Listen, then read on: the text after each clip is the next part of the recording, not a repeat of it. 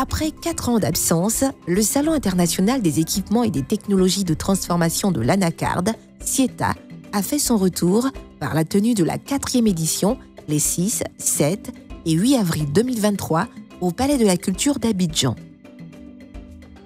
À l'occasion de cet événement majeur, qui a enregistré la participation de délégations officielles venues de 18 pays, le Fonds interprofessionnel pour la recherche et le Conseil agricole FIRCA, institution nationale au service du développement des filières agricoles, a accueilli de nombreux visiteurs sur son stand d'exposition situé à l'espace institutionnel.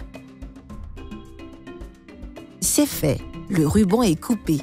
La 4e édition du SIETA a officiellement démarré dans la capitale économique ivoirienne ce jeudi 6 avril 2023 en présence d'autorités ivoiriennes et internationales de premier plan, en tête desquelles le ministre d'État, ministre de l'Agriculture et du Développement rural, M. Kobena Kwasi Adjoumani.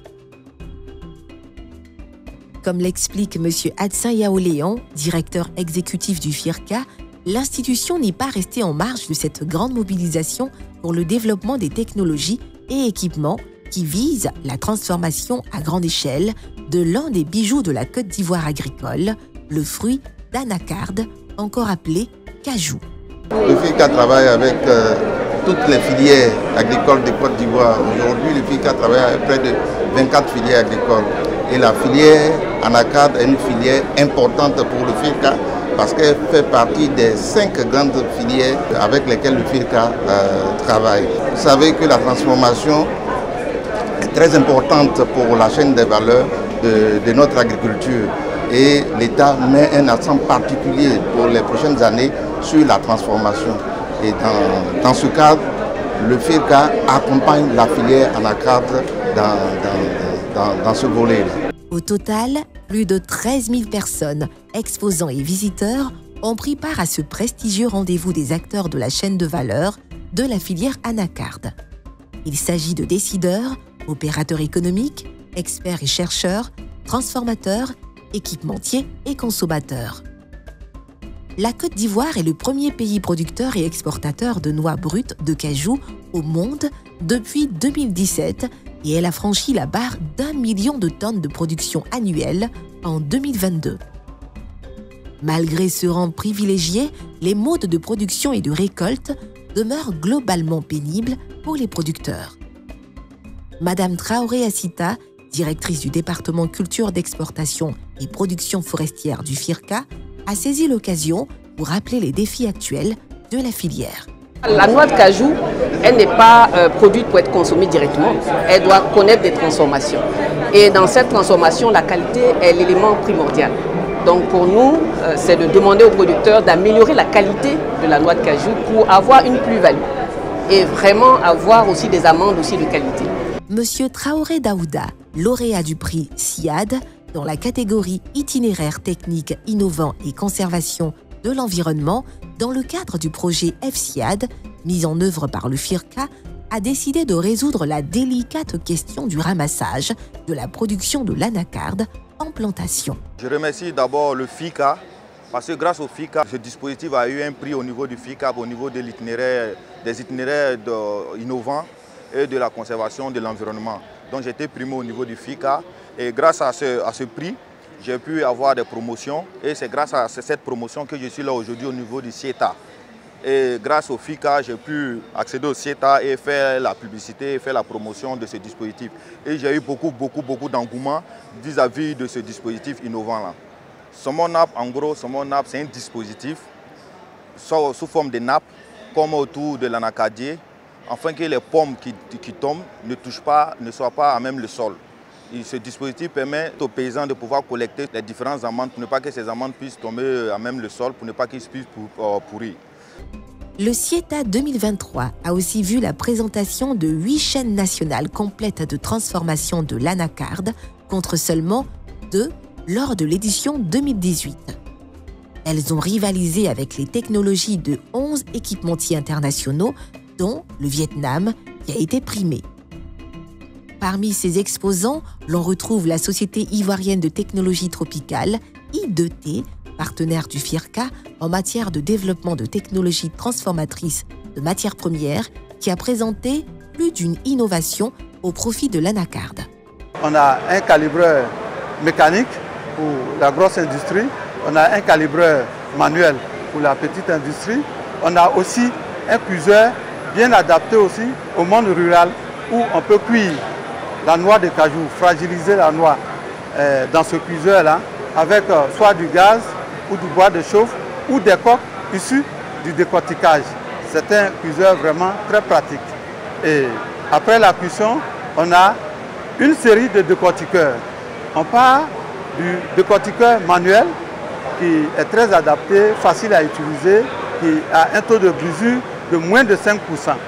Et on a aussi des décortiqueurs semi-automatiques à 2 champs et 4 champs qui sont aussi très bons, qui ont un taux de brisure de l'ordre de moins de 5%, qui est vraiment adapté à tout type d'industrie. Le FIRCA, dans le cadre du Programme national de recherche sur l'anacarde, PNRA, qu'il met en œuvre, a participé à différentes activités tout au long du CIETA, avec en point d'honneur le panel animé par le coordonnateur scientifique du PNRA, le professeur Zorobi Irié. Stratégie pour la transformation structurelle de la chaîne de valeur de l'anacarde en Afrique, tel est le thème de l'assise qui a servi au coordonnateur pour présenter les avancées de l'ambitieux programme de recherche sur l'anacarde. Je suis venu ici pour partager d'abord les résultats de la recherche menée en Côte d'Ivoire, mais aussi prendre les attentes de tous les participants, que ce soit des transformateurs, des commerçants et des producteurs, afin d'enrichir notre programme de recherche pour qu'il soit de plus en plus proche des utilisateurs et des bénéficiaires. Je suis venu ici aussi parce que tout chercheur veut rencontrer certaines personnalités scientifiques. Cette occasion nous donne de rencontrer des personnes que nous avons vues à travers la littérature et que nous souhaiterons rencontrer en B2B pour pouvoir échanger, pour pouvoir enrichir nos réflexions. Mais on vient aussi ici pour présenter aux bailleurs de fonds ce que nous voulons faire, ce que nous sachons faire pour que nous augmentions la probabilité de financement de nos projets à venir. Dans le cadre de la mise en œuvre du PNRA, l'Institut national polytechnique Houphouët-Boigny, INPHB, a également présenté les résultats obtenus de ses recherches. Dr Soro Doujo, porteur de ces innovations, qui sont des produits dérivés de la pomme et des amandes de cajou, nous parle de l'émulation suscitée autour de ces produits.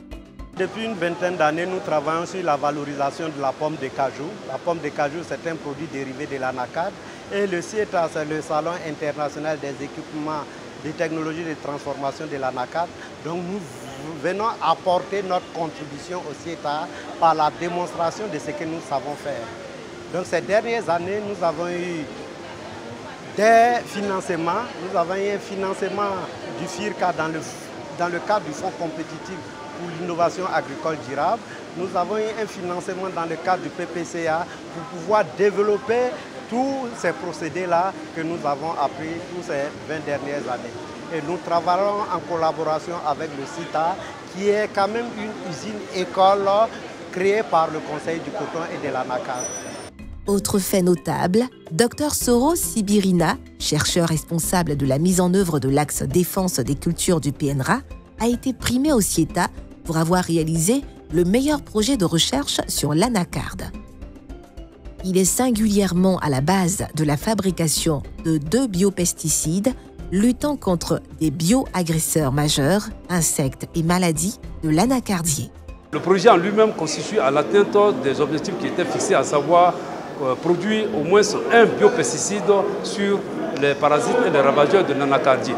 Nous en avons produit 2 efficaces qui ont été capables d'annuler ou de lutter contre les maladies et les ravageurs de l'anacardier.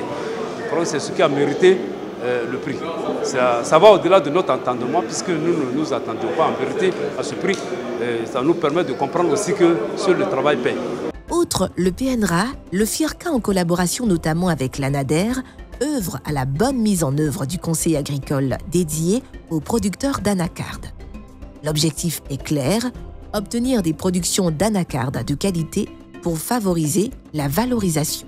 Ce que le FIRCA fait dans le cadre de la filière anacarde, surtout sur le projet PPCA, Nous avons le prestataire ANADER qui intervient pour accompagner les producteurs. Déjà depuis la vulgarisation des plans améliorés, nous avons également l'appui à la conduite de l'itinéraire technique selon les normes. Nous avons l'appui également, disons, à l'école entrepreneuriale agricole, l'appui à la gestion des pestes et des pesticides, l'appui à un certain nombre d'appuis, et notamment des services qui sont des services de la réhabilitation et des services de production de plants. Après 3 jours de rencontres en B2B et de panels, d'expositions de services et de produits transformés, le CIETA 2023 a refermé ses portes sur les enjeux de développement de l'industrie du cajou en Afrique et surtout en Côte d'Ivoire. À l'horizon 2030, le pays devrait transformer localement et qualitativement au moins 50% de sa production d'anacarde. Investir pour le futur, anticiper, innover. Voici les 3 actions qui matérialisent notre vision. Nous sommes le FIRCA.